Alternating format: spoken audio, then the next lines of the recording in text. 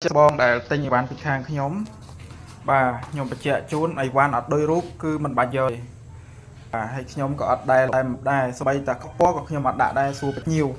បាទបើភ្ញៀវគាត់ថាពណ៌ហ្នឹងគាត់យកបានខ្ញុំដាក់ផ្ញើទៅព្រោះយើងហៅខុសរូបខុសពណ៌ដែលគាត់កំងគឺគាត់អត់យកឯងវាខាតពេលហើយខាតលុយទៀតបាទព្រោះអីវ៉ាន់ខ្ញុំដាក់ទៅភ្ញៀវគាត់អត់ទាន់បង់លុយទេអញ្ចឹងសេវាខាងខ្ញុំចេញហើយវរៈបុណ្យធម្មអីវ៉ាន់យកទៅដល់ដាក់កន្លែងគេឲ្យយើងបង់លុយហើយបានដាក់អីវ៉ាន់ផ្ញើទៅបានអញ្ចឹងខាងខ្ញុំមួយគឺដាច់ខាត